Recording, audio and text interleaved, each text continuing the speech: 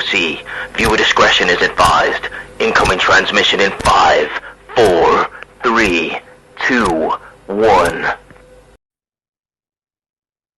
What's going on, guys? Welcome back to Outcasted OC, and today, of course, is the day we're going to be discussing NXT, the go-home show, heading into No Mercy this Saturday. It's actually a really good show this week. I'm super excited to talk about it with you guys. But before we get into it, will you please leave a like on the video and subscribe to the channel if you end up liking this review of NXT this week. We're going to get straight into it right now, though, with the finals of the Group A and B Heritage Cup tournament. It is Butch versus Joe Coffey. Both of these guys have absolutely ran through their respective groups, and now it's the final. Who is going to go on to face Noam Dar at No Mercy for the Heritage Cup? Really cool, interesting match here.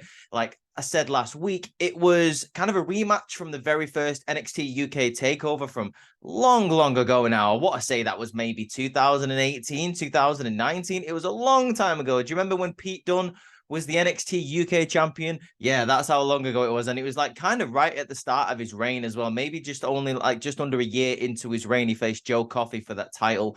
The same night that Walter debuted, or Gunther, now that you might know him, in WWE. But let's discuss a little bit about this match. Everything that you expect from this: hard-hitting, joint manipulation from Butch. So these two guys have great chemistry, in my opinion. Whenever these two get in the ring, it's always great to see them go at it. And this match ends where Joe Coffey goes for the Glasgow send-off. He does hit it, but Pete Dunne kicks out of it after the, what is it called? What is his finishing move got? Oh, it's called All the Best. So Pete Dunne rolls out to the ring. Joe Coffey is very annoyed about this. Joe Coffey goes for another Glasgow send-off. He dives straight into the steel steps. Butch gets him straight back into the ring. Bitter end. 1, 2, 3. Butch is heading to No Mercy to challenge Noam Dar for the Heritage Cup. Now, this is interesting for me because I think it would be cool if Butch had actually win the Heritage Cup. It would be quite an interesting situation there because you've got a guy from SmackDown holding the Heritage Cup. And obviously, there's plenty of people on NXT who could have great matches with. But with that being said, I don't think Noam Dar should have the cup taken off him, mainly because he's such an interesting and great talent, and he wouldn't really have that much to do if he dropped the Heritage Cup at the moment. I don't really see many rivalries that he could have without a championship on the line, and most of those championships are taken up with rivalries as it is. So I don't really want him, losing the Heritage Cup. Sorry for the snifters, by the way, guys. I'm getting a cold or something. But anyway, yeah, Pete Dunne does win this match. So I am excited for that. That is just one great match that is set up for No Mercy this week on NXT. Pete Dunne versus Noam Dar for the Heritage Cup Championship. That is going to be such a good match, and I cannot wait. We now go backstage, and we're talking about another championship here, and we're talking about the North American Championship. Dominic Mysterio is getting interviewed, and he is talking about how he had an instant classic on Monday Night Raw the night before against Dragon Lee when he retained his NXT North American Championship.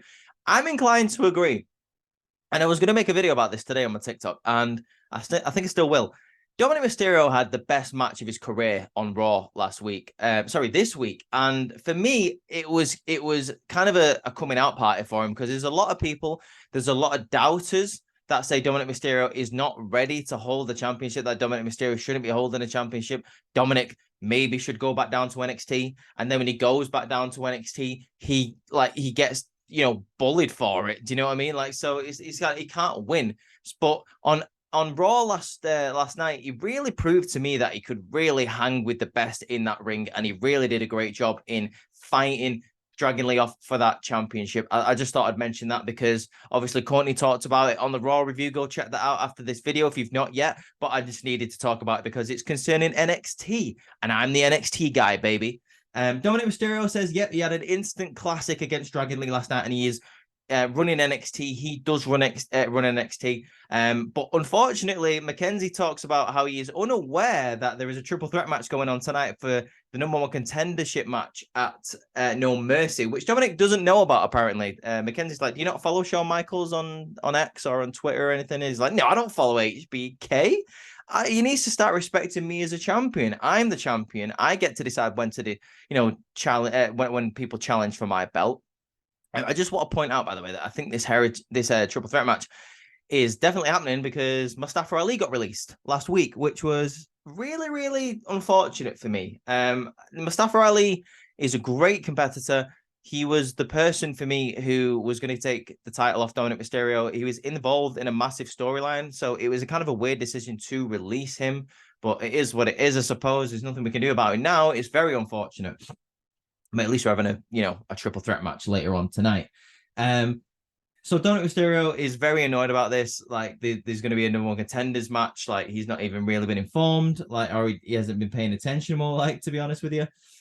So he storms off. We now stay backstage and go back to a backstage segment where Tony D and Stacks are hosting a sit down at a restaurant. Uncle Cesare is making a 6-course meal for all the tag teams that are invited to the table tonight.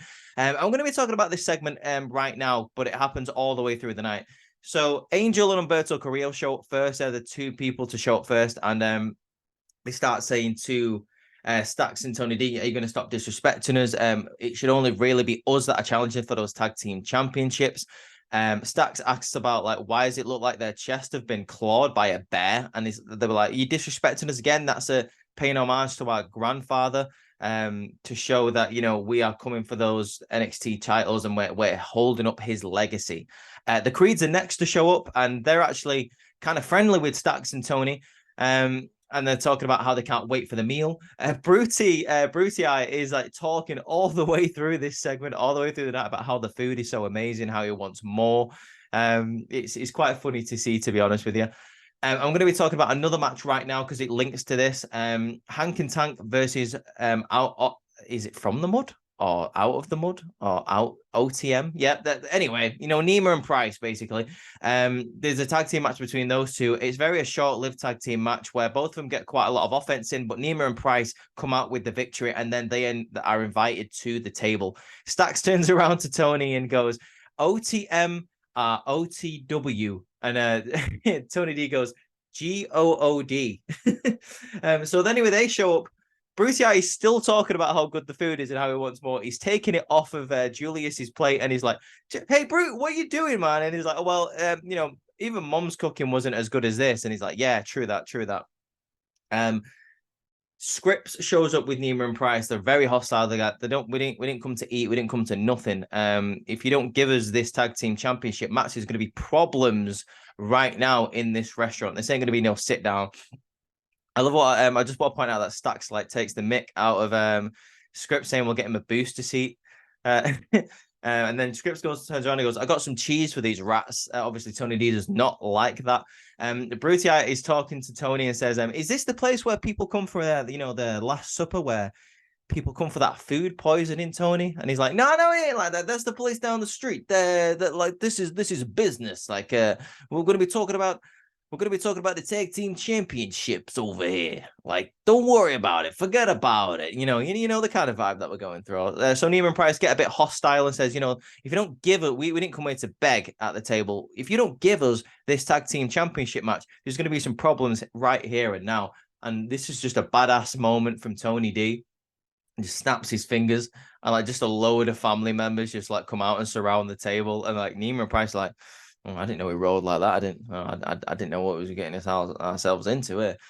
But Tony's like, listen, we didn't come here to waste any of your guys' time. We basically came here to say, we don't want anyone saying to us that we chose the easy opponent, that we went the easy route. So at NXT No Mercy, there's going to be a fatal 4-way for the tag team championship. So just to confirm, guys, we have the champions Tony D and Stacks versus Nima and Price, or Out the Mud, versus the Creed brothers versus Angel Garza and Humberto Carrillo for the NXT Tag Team Championships. That is going to be amazing. That fatal 4-way tag team match. One of the matches I'm looking forward to the most on this card. I cannot wait for that. It's going to be such a cool.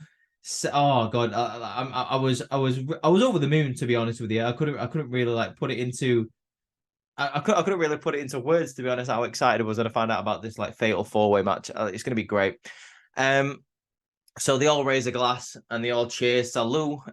So that is happening this Saturday, which is great. So that is the entirety of that tag team tournament. That tag team segments on NXT talked about. That's all covered. Let me know what you think about in the comments of this fatal 4-way match. Let me know what you think about how Tony and Stacks handled this. Are you a fan of Nima and Price being at the table now? Let me know all of that in the comments, like I said. Also, next, guys, we have a match between Trick Williams and Joe Gacy. This came from last week where Joe Gacy was trying to recruit Trick Williams into the schism. It's kind of fallen apart, the schism at the moment. They've only got Ava Raine and Joe Gacy. You know, they're not in a good place at the moment. And they're not in a good place in this match either, because this match ends where Joe Gacy goes for the upside down. He misses it, and Trick just comes out with an absolutely unbelievable shot to the face for the 1-2-3. Really, really cool to see. Trick then gets interviewed after this match, and he is asked, who do you think is going to win the NXT Championship match at No Mercy? Ilya Dragunov or Trick, or I wish it was Trick Williams, or Carmelo Hayes? He says, don't get me wrong, Ilya Dragunov is one of the toughest guys I have ever faced, and I would be a fool to bet against him.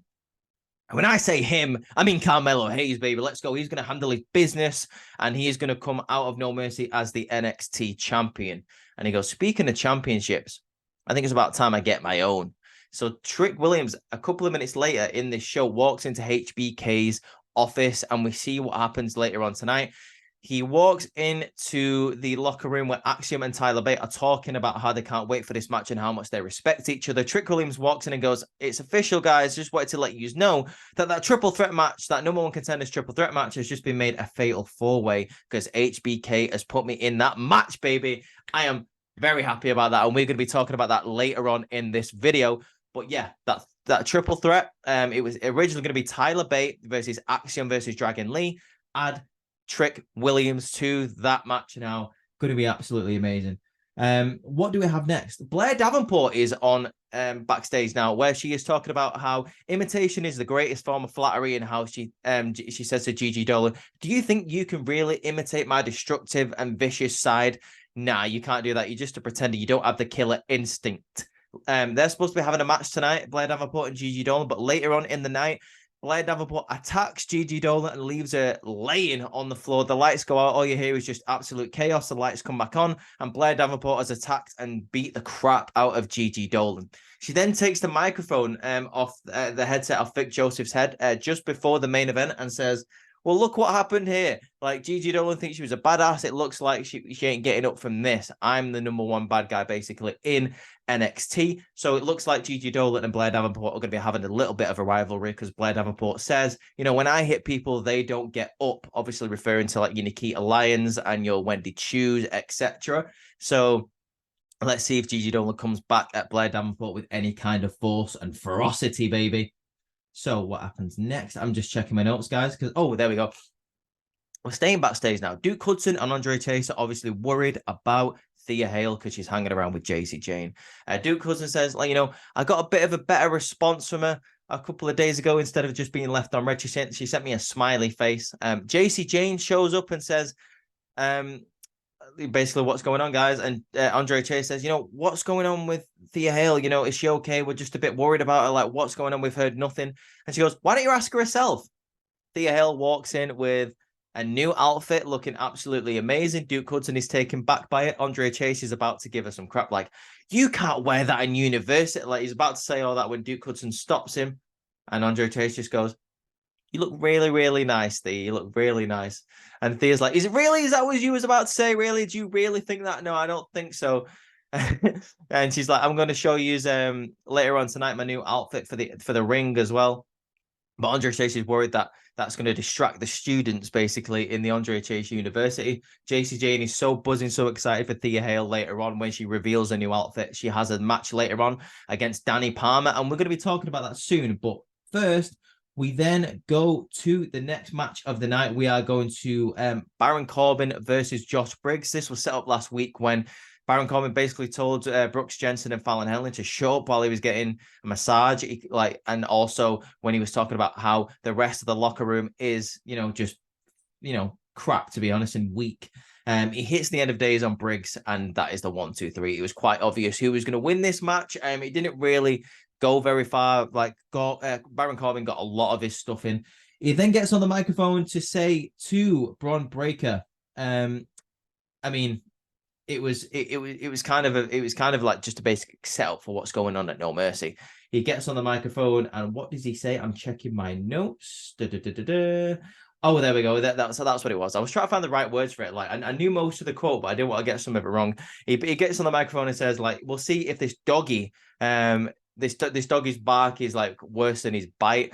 Braun Breaker then comes out and absolutely just starts beating the crap out of Baron Corbin. They both start fighting. The referees try to break it up.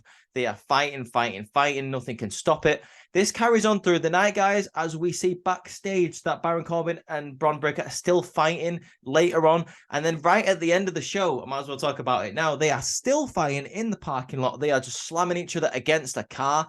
There's a moment where Bron Breakker like slams Baron Corbin onto the bonnet or the bonnet of the car. Baron Corbin then gets the advantage again and slams him on the bonnet as well. There is a moment where they just go into the backstage area and Bron Breakker spears Baron Corbin through Shawn Michaels' office, and the fight still continues. All the referees, all the officials are trying to get these two people off each other. Are these two people going to make it to No Mercy at this point? I don't know, but it's going to be a great match when they do. I can't wait for that. It's going to be fantastic. Another match that I'm really, really looking forward to, Bron Breakker versus Baron Corbin. It's going to be absolutely hard-hitting. As Big E would say, big, meaty men slapping meat. And as Booker T would say, no bread, no water, just meat. I can't wait for that match. It's going to be absolutely incredible. Where do we go to now, guys? There we go. Yes, I already talked about the Out of the Mud match versus Hank and Tank. We already discussed that because we were talking about the Tag Team Championship match. I would love to see, and I know this is a bit early to say, I would quite like to see Nima and Price win the Tag Team Championships. They're one of the most interesting things in NXT at the moment in terms of like tag teams. Like it's really, really cool to see what's going to go on here. Like, because you've got a massive tag team division on NXT. Just to name a few, you've got Malik Blade and Idris Enofe. You've got Hank and Tank. You've got Gulak and Dempsey. You've got Nima and Price. You've got the Creed brothers. You've got Angel Garza and Alberto Carrillo. And you've got Tony D and Stacks. That is one division. Can you name, not the show, by the way, it's one division. See what I did there? It was kind of a Marvel reference, but shut up. Anyway, that is more great tag teams than on Raw and SmackDown combined. Let's be honest. Like, so NXT's got some great tag teams, and you've got to think eventually some of those are going to go up to the main roster.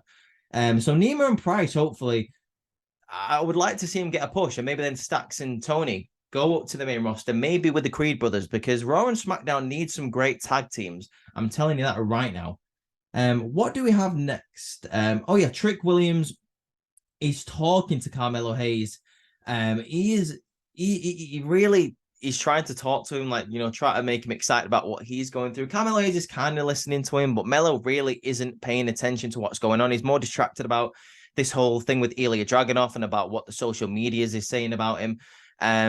He is kind of just like not paying attention whatsoever. He is really just like in his own little world, and I think Ilya Dragunov is in his head, which is really, really cool to see. Like I quite like this little self-doubt kind of thing that's going on with Carmelo Hayes at the moment. Just like it's easy to, you know, portray like, you know, a champion versus challenger. Like both of them are really confident, but I think it's really cool to see this little thing what they're doing with Trick Williams, where Trick is becoming his own person.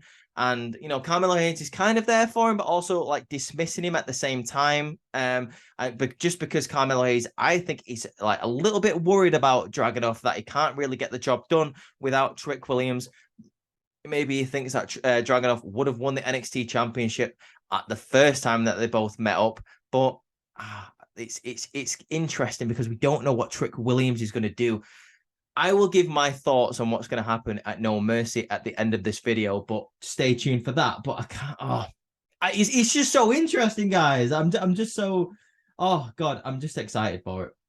I am just excited for it. We now go to a strap match, guys. It's Eddie Thorpe versus Dijak, and this is a really, really cool matchup, guys. It was worth the wait. It was worth a weird storyline where Dijak was whipping a tree. He whipped a tree last week because it was a Native American tree, and Eddie Thorpe was annoyed about his tree. Dijak wasn't treating it very well. He should have leafed it alone. Like, you know, like I don't have any more. Okay, sticks and stones may break my bones, but you know, shut up. Right. So yeah, Eddie Thorpe versus Dijak. strap match. Obviously, you know the standard strap match, so they're just like absolutely tearing each other apart with the strap. Dijak at one point gets Eddie Thorpe in front of his family who are there and just starts absolutely taking him out with the strap, like starts whipping him. It comes to the end of the match here where Eddie Thorpe manages to pin Dijak for the 1-2-3 and gets the victory, but it isn't over then because Dijak attacks him from behind. He ties him over the ropes where then he is upside down. Dijak just gets the belt and just starts whipping the crap out of Eddie Thorpe. So this rivalry is not over. This was one of the best matches of the night just because I thought it was just interesting to put a strap match on there. Go and watch it, guys. It's worth the watch. We then now go to the next match, guys, which is Thea Hale versus Danny Palmer. New outfit, Thea Hale looking really, really good. A totally different attitude, a totally different outfit, and she's got a totally different theme song. Like they teased the Andre Chase University theme song to come out to. JC Jane comes out and changes the theme song, and it's such a great theme song. I can't wait to like hear that again, and I can't wait till they put it on Spotify just because I really want to listen to it on my Spotify. Honestly, that's gonna be like a workout song for me. Can't wait to listen to it. Danny Palmer goes for like a sort of a backflippy kind of move off the top rope. She misses and gets put straight into the Kimura where she taps out pretty much immediately. I think it's really nice to see that Thea Hale has got like a different side to her, and I also think it's really cool that she has this Kimura lock where she is like she learned it from Andre Chase University, but her old attitude is kind of changing. Like she's got a couple of things left there from Andre Chase, but JC Jane has got that influence on her, like new clothes, new ring gear, new attitude, new theme song. I really love this Andre Chase and JC Jane like university like rivalry where like Thea Hale has become the bad guy story. I think it's like so unique, and like one of the things that I really like about NXT is how they take a chance on storylines like this, you know, like how like wouldn't usually see this in WWE if it was on Raw or SmackDown because like they're too scared to try it and they're too scared to see if the fans would like it or not. And that's what's great about NXT. I don't know if you've noticed, like, but like on the normal brands, like some of the rivalries become a little bit formulaic and people are fighting just for the sake of fighting. But there's great storylines going on in NXT where it adds like just a bit of a deeper meaning to the rivalries. Like look at the Eddie Thorpe and Dijak match a couple of minutes ago that we was talking about. Look at this. Look at the Ilya Dragunov and Carmelo Hayes. It isn't just a guy versus a guy. Like Carmelo Hayes, he's doubting himself. He's not telling people he's doubting himself, but us as the audience knows that he is, with the whole Trick Williams thing going on at the moment as well. It's just really, really cool to see. Speaking of something that's really, really cool to see, we now have the Fatal 4-Way match. Number one contenders for the NXT North American Championship. We've got Tyler Bate versus Axiom versus Dragon Lee versus Trick Williams. Really, really cool match. Really cool dynamic between all of these people. There's a point in the match where like everyone is in a submission hold where Trick Williams has got, I believe, Dragon Lee in a Boston Crab. Axiom then gets him in a crossface, and then Tyler Bate. Oh, sorry, no, Axiom jumps on Trick Williams' back after trying the crossface on Dragon Lee, and then Tyler Bate just comes in and breaks up all of it. It was like a really cool moment to see. There's a really cool segment here as well where Tyler Bate, big strong boy, gets Dragon Lee and Axiom at the same time. He is doing the Cesaro swing while holding one of them on his shoulder for the airplane spin. Another really cool thing to see from the big strong boy. There's a point here where Axiom goes for a Spanish fly on Dragon Lee. He hits it, but really cool moment here where like Trick Williams gets headbutted and he falls into a cover because Tyler Bate is on the floor. And 1, 2, 3, Trick Williams is now the number one contender for the NXT North American Championship. So that is going to be really, really cool to see. And I am going to be telling you what I think is going to happen at No Mercy after the final segment. So we've got a contract signing here coming up. Obviously, Dragunov is waiting in the ring for Carmelo Hayes. Carmelo Hayes comes out and Dragunov basically turns around and says to Melo, I don't think you are confident in yourself. You have lost confidence. You don't think you can beat me. And then Carmelo Hayes basically then turns around and says, listen, you are telling everyone that you should have won. You beat me for the NXT Championship. But the fact is, you didn't. You didn't beat me. I am still him. I am still Carmelo Hayes. You ain't beating me for this NXT Championship. Dragunov says, I am going to crush your dynasty. Like, without, I think he's basically implying that without Trick Williams, he's nothing. He can't beat Dragunov. Carmelo Hayes turns around and says, Listen, do I think you can hold all the responsibilities? Because what this title means to me, it's bigger than us. For me, when I'm holding it, it represents people who look like me. For people who take a shot in the dark and like don't want to miss. But do I think you can take responsibility for this championship? Yes. But do I think you can do it better than Carmelo Hayes? No, I don't think you can do it better than Carmelo Hayes. So, guys, that is basically the end of that contract signing. And it's going to be official right now. NXT Championship match at No Mercy. But what do I think is going to happen at No Mercy? I will tell you what happens at No Mercy. This is what I would like to happen at No Mercy. So, we have got a North American Championship match. Domino versus Trick Williams. I think Trick Williams wins that match. I think Trick Williams comes out with the North American Championship. However, Carmelo Hayes does not walk out with the NXT Championship. I think Ilya Dragunov is losing. I think Ilya Dragunov is... I think Ilya Dragunov is winning. I think Carmelo Hayes is losing and Ilya Dragunov is coming out with that NXT Championship. That's going to be a weird dynamic where now that Trick Williams is the champion, he went out and did it himself. He won the championship. And now that Carmelo Hayes does not have the title, the dynamic is absolutely shifted. It was always Trick Williams backing Carmelo Hayes up when he had the North American Championship, when he had the NXT Championship, and now it's the other way around. Trick Williams has a North American Championship and Carmelo Hayes has nothing. Is that going to affect Trick Mello Gang? Is that going to affect the friendship? We'll have to see. We'll have to see what happens at No Mercy, but that is my theory, guys. Let me know what you think of that in the comments. Did you like this video, guys? Did you like NXT? If you do, let me know by slapping a like on this video, hit that thumbs up button, subscribe to the channel if you want to keep updated with all our videos. We have got a podcast coming tomorrow. It's going to be absolutely amazing. It's going to be quiz night, baby. We are going to be quizzing each other on each other's special subjects. I cannot wait to quiz Ross on the fighting game subject. It's going to be absolutely amazing. And I think he's not ready, baby. I don't think he's ready for my questions. Let's go. He is quizzing me on Star Wars, so that's going to be great. And then obviously Court and G have their own special subjects, so that's going to be really, really cool to see. Stay tuned for that. It's going to be great. But like I say, we've got more content coming up. No Mercy this Saturday. I'm probably going to be covering that on the Sunday. Going to be talking about that. But before that, on the Saturday morning, we have got SmackDown review coming from this channel too. If you want to follow us anywhere else, guys, Outcasted OC is on Instagram. It is on X/Twitter, and it is on TikTok with Outcasted OC being the name, baby. If you want to follow us like individually, like me, Ross, G, Lauren, Court, make sure you go and follow their handles. They will be in the description. But for now, guys, I hope you enjoyed this video. I hope you enjoyed this week's NXT. If you've seen it, if you've not, I hope this video makes you go and watch it. For now, guys, have a great Wednesday. Peace out.